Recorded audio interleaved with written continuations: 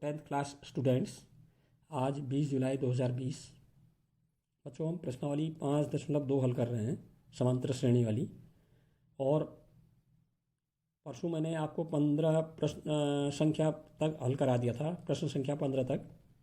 और एक दो बच्चे केवल पार्टिसिपेट ग्रुप में कर रहे हैं, अन्य बच्चे बिल्कुल निष्क्रिय हो चुके हैं पहले, जबकि कुछ बच्चे सवाल पूछ भी रहे थे और हल करके दिखा भी रहे थे। केवल दो बच्चे ग्रुप में अभी एक्टिव हैं। आप सभी लोग एक्टिव रहिए, मैं बार बार कह रहा हूँ, ठीक है ना। और जहाँ पर आपको समझ में नहीं आता है उसको आप दोबारा पूछ लीजिए। जो बच्चे पूछ रहे हैं मैं उनको उनके हल दोबारा भेज भी रहा हूँ, स्टेप वाइज हल करके। और मैं हर सवाल स्टेप वाइज ही हल करके भेज रहा हूँ। मैं इसमें काफ़ी समय लगा रहा हूँ। पहले मैं पूरा प्रश्न स्टेप वाइज हल करके लिख रहा हूँ और उसके बाद फिर उसकी वीडियो अपलोड कर रहा हूँ आपके लिए यूट्यूब में, ताकि आप आसानी से उसको डाउनलोड करके देख सकते हैं। तो चलिए, प्रश्नावली 5.2 प्रश्न संख्या 16 आज बता रहा हूँ मैं आपको। देखिए, प्रश्न है, वह एपी ज्ञात कीजिए जिसका तीसरा पद 16 है और सातवां पद पाँचवें पद से 12 अधिक है। अब ये प्रश्न दिया हुआ है, ऐसे प्रश्न हमने पहले भी किए। न तो हमको यहाँ प्रथम पद दिया हुआ है और न ही सार्वंतर दिया हुआ है।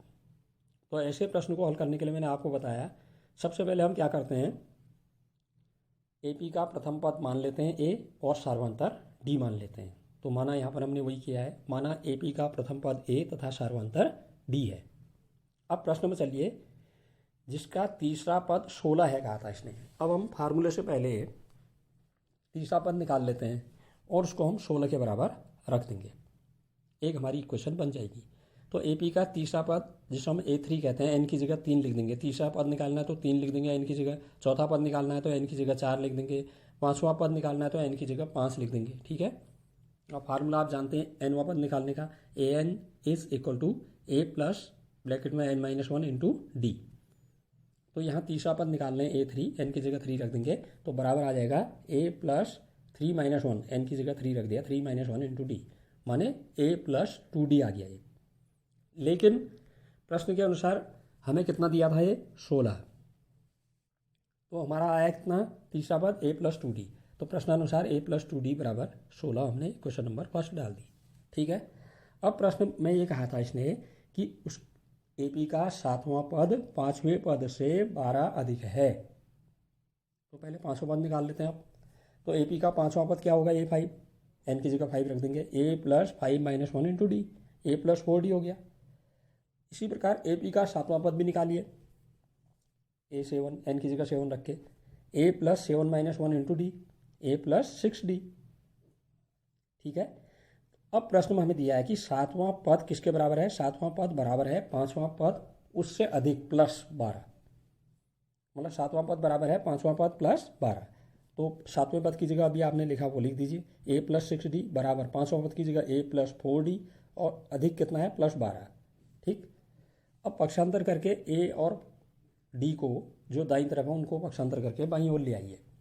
जो बाईं तरफ है A प्लस 6D तो ऐसे लिख दिया, बराबर के बाद भी A था माइनस का हो गया, इधर आके -A, और 4D था प्लस का, वो भी यहाँ आके माइनस का 4D हो गया। A से आपका A कैंसिल आउट हो गया, एक माइनस का एक प्लस का। 6D में से 4D कम हो गए, 2D बच गए और बराबर के बाद बचा है 12। 2D बराबर 12, तो D का मान हमारा आ गया। आप सार्वंतर D बराबर 12/2, 2 से 12 कट गया 6 बार, तो 6 आ गया। अर्थात हमें मालूम हो गया सार्वंतर D बराबर है 6। अब इस D के मान को समीकरण 1 में रख दीजिए, ऊपर हमने जो लिखी थी समीकरण 1, A प्लस 2D बराबर 16। तो A प्लस 2 इंटू डी की जगह 6 इज इक्वल टू 16। तो A प्लस 6, 2 गुना 6 12 हो गया, बराबर 16। पक्षांतर कर दीजिए 12 का, तो A बराबर 16-12 बराबर 4। A का मान भी हमें मालूम हो गया है, A बराबर 4। अब हम प्रश्न में क्या पूछा था कि AP बताइए, समांतर श्रेणी क्या होगी बताइए। अब हमें सब पद थोड़े लिखने हैं, 2-3 पद लिखिए, फिर डॉट डॉट डॉट लिख दीजिए। जैसे समांतर श्रेणी का पहला पद क्या लेते हैं हम, A माना था हमने, A कॉमा, फिर अगला क्या आता है A प्लस D, ये मैं पहले बता चुका हूँ। अगला क्या आता है कॉमा, A प्लस 2D, फिर अगला क्या आता है A प्लस 3D। तो A और D के मान रख दीजिए इसमें, तो ए पी क्या आ जाएगी, सबसे पहले ए है तो ए की जगह हमारा 4 आया था, 4 कॉमा ए प्लस डी 4 प्लस 6 कॉमा अगला क्या था 4 प्लस 2 इंटू डी 2 इंटू 6, फिर अगला 4 प्लस 3 इंटू 6, इस तरह से डॉट डॉट डॉट आते रहेगा। अब इसको सरल कर लीजिए तो ए पी क्या आ जाएगी हमारी 4 comma 10 comma 16 comma 22 and so on, इस तरह से हमें ए पी प्राप्त हो जाती है। अब अगला प्रश्न देखिए 17वां प्रश्न। ये 17वें प्रश्न में इसने एक एपी दी है 3 comma 8 comma 13 comma dot dot dot और लास्ट पद दिया है 253। ठीक है, ये एक एपी दी हुई है हमें। इसमें अंतिम पद से 20वां पद ज्ञात कीजिए कह रहा है। इसको करने का बहुत मेथड है, मैं एक सरल से मेथड से बता रहा हूँ, थोड़ा स्टेप ज़्यादा होंगे लेकिन मेथड सरल होगा, आप समझिए अच्छी तरह से। जो एपी हमें दी गई है वो क्या दे रखी है, AP 3 comma 8 comma 13 comma dot dot dot comma last में 253। अब ये जो पद दे रखे हैं कितने पद हम बता नहीं सकते हैं, लेकिन लास्ट वाला पद हमें मालूम है 253। ठीक है, तो इस एपी में पहले प्रथम पद क्या है हमारा, ए 3 है पहला पद। सारवांतर डी क्या है, दूसरे पद में से पहला पद घटा दीजिए 8 - 3 = 5। और अंतिम पद दिया हुआ है जिसको हम लास्ट पद एल कहते हैं, ए एन भी कहते हैं इसको, एनवा पद। ठीक है ना, वो 253। तो अब इस एपी में कितने पद है मालूम तो है नहीं हमें, तो मान लेते हैं 253 इस एपी का एनवा पद है, अर्थात इसमें एन पद है और एनवा पद है 253 लास्ट वाला, अर्थात ए एन या एल भी कहते हैं, कहा मैंने इसको, ए एन बराबर 253। अब फार्मूला लिख लीजिए, a n is equal to a plus bracket में n -1 into d. A n की जगह अंतिम पद 253 रख दीजिए बराबर ए की जगह 3 प्लस एन हमें मालूम नहीं है, एन -1 ऐसे लिख दिया ब्रैकेट में इंटू 5 डी की जगह। ठीक है, तो 253 बराबर आ गया 3 प्लस 5 से अंदर ब्रैकेट में मल्टीप्लाई कर दीजिए एन को भी और -1 को भी, तो 3 + 5n - 5 आ गया दाईं ओर। तो 253 बराबर आ गया 5n - 2। 5n को पहले लिख दिया है, माइनस के 5 में से प्लस के 3 कम हो गए, -2। अब बाएं पक्ष को दाएं पक्ष में, दाएं पक्ष को बाएं पक्ष में लिख दीजिए, या 5n - 2 इज इक्वल टू कितना आ गया 253। अब 2 का पक्ष अंदर कर दीजिए, तो 5n बराबर आ गया 253 + 2, तो 5n बराबर 255। अब n का मान निकाल लीजिए, n के साथ गुणा 5 है, बट्टे में डाल दीजिए दाईं तरफ, तो n बराबर 255/5, 5 से 255 आपका 51 बार कट गया, तो n बराबर आ गया 51। तो हमें अब ये पता चल गया है कि इस श्रेणी में, इस एपी में कुल कितने पद हैं, 51 पद हैं। और हमने क्या निकालना है, अंत से 20वां पद हमने अंत से निकालना है। ठीक है, आप उल्टी सीरीज बना के भी निकाल सकते हैं, लेकिन मैं शुरू से ही बता रहा हूँ, पहली वाली शुरुआत से, स्टार्टिंग से। तो हमें अंत से 20वां पद निकालना, तो अंत से जो 20वां पद होगा शुरू से कितना होगा, टोटल पद 51 है आपको मालूम है। ठीक है ना, तो अंत से जो 20वां पद होगा वो प्रारंभ से कितना होगा, मैंने ब्रैकेट में लिखा है कुल पद जितने हैं माइनस उसमें से 20, क्योंकि 20वां पद हमने निकालना है अंत से, वो 20 लिख दिया, -20 प्लस उसमें 1 जुड़ेगा, क्योंकि पहला और अंतिम पद भी जोड़ रहा है, पहला पद भी जोड़ रहा है ना, इसलिए +1 किए। ठीक, तो ये होगा प्रारंभ से कुल पद -20 + 1 वहाँ पद, अर्थात प्रारंभ से कुल पद थे 51 -20 कर दिया, 20वां पद निकालना था ब्रैकेट में +1 वहाँ पद। तो प्रारंभ से ही आ जाएगा आपका 51 में से 20 गया 31 + 1 था बड़े ब्रैकेट से पहले वहाँ पद, माने प्रारंभ से 32वां पद, 31 और 1 32, अर्थात जो अंत से 20वां पद होगा वो प्रारंभ से 32वां पद होगा। आप कहोगे अब ये अंत से 20वां है और प्रारंभ से 32वां है तो 52 हो जा रहा है, पहला पद भी गिना जा रहा है, इसमें है 51 पद है। ठीक है, तो यहाँ कंफ्यूज होने की जरूरत नहीं है। तो जो अंत से 20वां पद होगा वो प्रारंभ से 32वां पद होगा, तो आप प्रारंभ से 32वां पद निकाल दीजिए, वही अंत से 20वां पद होगा। ठीक है, ए हमें मालूम है, डी हमें मालूम है, और एन यहाँ पर 32 ले लेंगे अब हम, क्योंकि शुरू से 32वां पद निकालना है हमने, अंत से जो 20वां पद होगा प्रारंभ से 32वां पद होगा। तो a + n - 1 इंटू डी, ए की जगह 3 प्लस एन की जगह 32 -1 ब्रैकेट बंद इंटू 5 डी की जगह, तो 3 + 31 × 5, यह आ गया 3 + 31 से 5 गुणा हुआ 155। अब 155 में 3 जोड़ दीजिए बराबर 158, अर्थात अंत से 20वां पद या प्रारंभ से जो 32वां पद होगा वो 158 होगा। अगर आपको ये कठिन लग रहा है तो मैं एक दूसरे मेथड से और बता दूंगा अंत से निकालने वाला। वैसे ये समझ में आना चाहिए, बढ़िया अच्छी तरह पूरे स्टेप आ रहे हैं इसमें। इसमें हमने पदों की संख्या भी निकाल दी है। प्रॉपर मेथड यही होता है। तो एक बार इसको प्रयास कीजिए। नहीं आ रहा है मैं दूसरे मेथड से भी, नहीं आएगा दूसरे मेथड से भी आपको बता दूंगा, जो आपको सही लगेगा उससे आप हल कर लेना। ठीक। ये 18वां प्रश्न देखिए बच्चों।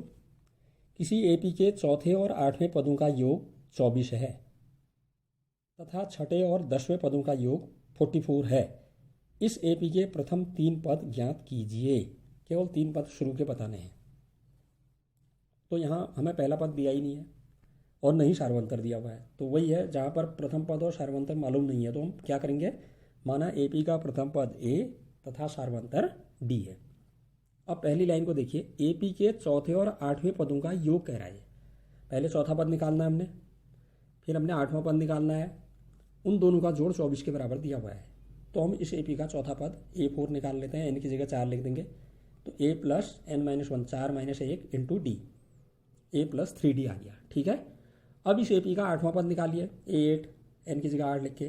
तो A plus 8 - 1 into D, A plus 7D आ गया। अब प्रश्न वाले ने कहा था कि चौथे पद और 8वें पद का योग 24 है। तो चौथा पद आपका आ गया A प्लस 3D प्लस 8वां पद आ गया A प्लस 7D। इनका योग बराबर है 24। अब A और A जुड़ के 2A बन गए, प्लस 3D और 7D जुड़ के 10D बन गए, बराबर 24। ठीक।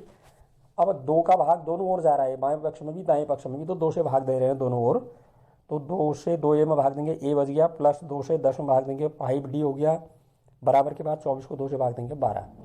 A plus 5D is equal to 12। ये समीकरण नंबर 1 आ गई हमारी। ठीक है। फिर इसने कहा था प्रश्न में छठे और 10वें पदों का योग 44 है। बिल्कुल उसी तरह से पहले छठवां पद निकाल लेते हैं। 6वां पद एन की जगह 6 लिख देंगे। A प्लस 6 - 1 इंटू डी, तो A प्लस 5D आ गया। अब इस एपी का 10वां पद निकालिए, एन की जगह 10 लिख के। A plus 10 - 1 into D, A plus 9D हो जाएगा। अब इन दोनों का योग 44 है। मतलब कौन कौन से पद का योग, छठे और 10वें पदों का योग बराबर 44। तो छठा पद आया था आपका A प्लस 5D प्लस 10वां पद आया था A प्लस 9D। ये इनका योग बराबर है 44। A और A जुड़ के 2A हो गए, प्लस 5D और 9D जुड़ के 14D हो गए, इज इक्वल टू 44। यहाँ भी 2 से भाग जा रहा है, बाएं पक्ष में दाएं पक्ष में 2 से भाग दे दीजिए दोनों ओर। A प्लस 7D बराबर 22। ये आ गई समीकरण नंबर 2। अब आप स्वयं हल करेंगे। समीकरण 2 में से समीकरण 1 को घटा देंगे। जब घटाओगे तो नीचे लाइन के चिन्ह बदलेंगे, A से A आपका कट जाएगा। 7D में से 5D घटाएंगे, 2D बचेंगे, और 22 में से 12 घटाएंगे, 10 बचेंगे।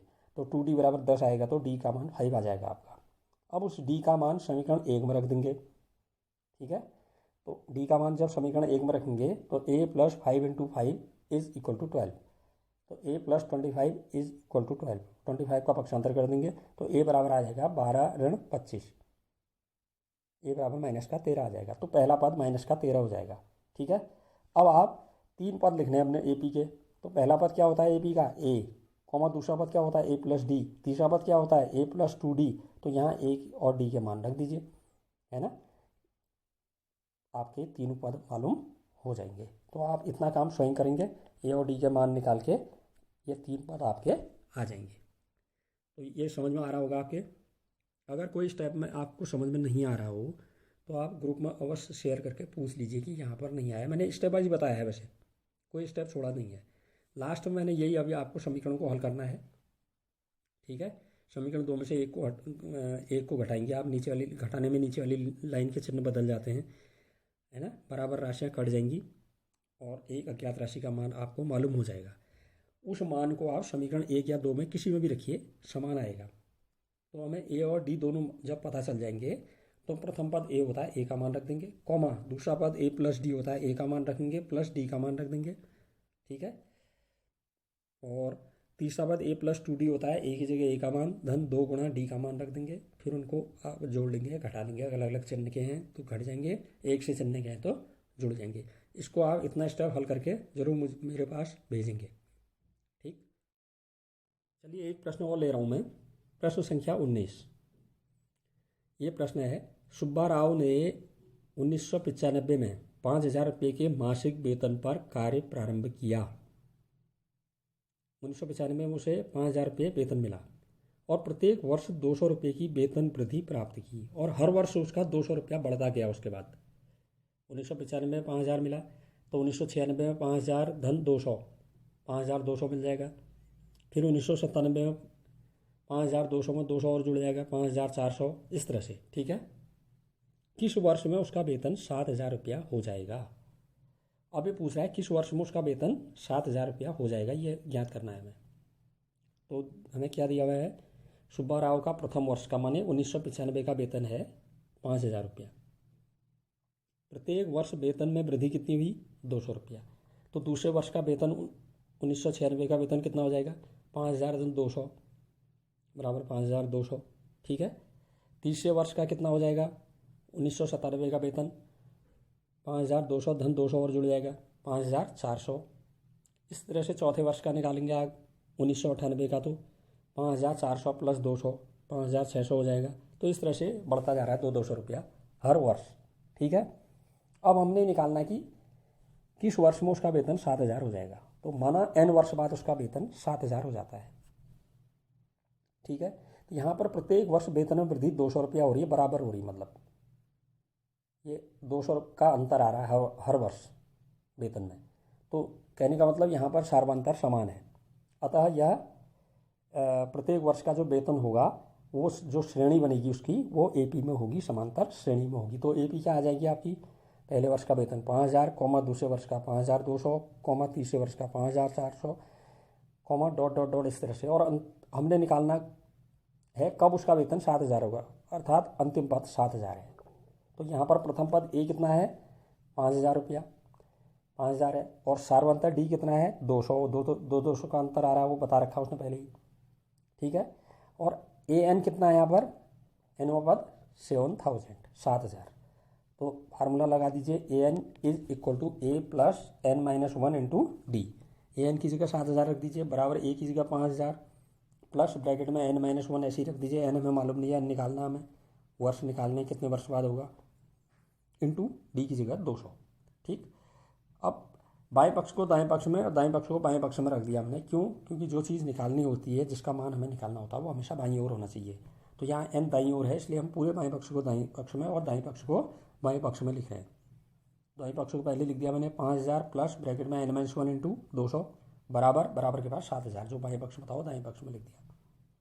ठीक, अब एन माइनस 1 इंटू 200 दूसरा वाला भाग ऐसे ही लिख दिया, 5,000 का पक्षांतर कर दिया दाईं ओर। तो एन माइनस 1 इंटू 200 बराबर 7,000 माइनस 5,000।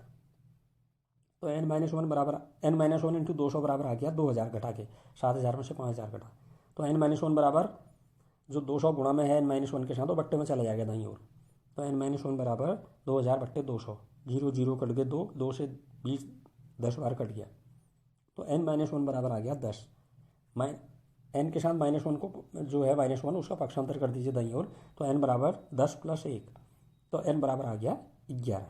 अर्थात 11 वर्ष बाद उसका वेतन 7,000 रुपया हो जाएगा। किस वर्ष में होगा वो, अगर आप 1995 में 11 जोड़ेंगे तो आपका 2006 आएगा।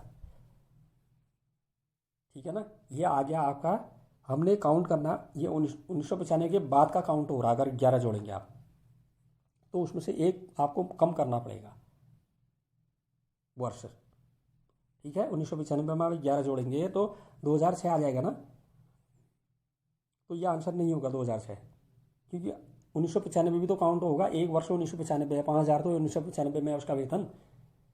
ठीक है, तो 11 वर्ष बाद माने आपने 1995 में 11 जोड़ा, वो आ गया 2006। आप उसमें से एक माइनस कर देंगे एक वर्ष, क्योंकि 1995 भी ऐड हो रहा है एक वर्ष पहला वाला। तो 11वें वर्ष अर्थात 2005 में उसका वेतन 7,000 रुपया हो जाएगा। तो आगे के सवाल और देखिए आप, और मैं आपको हल कराते जा रहा हूँ। और कुछ सवाल आप अगर स्वयं हल कर पा रहे हैं तो इससे आपका अभ्यास भी बनेगा और फार्मूला अप्लाई करने का आपको एक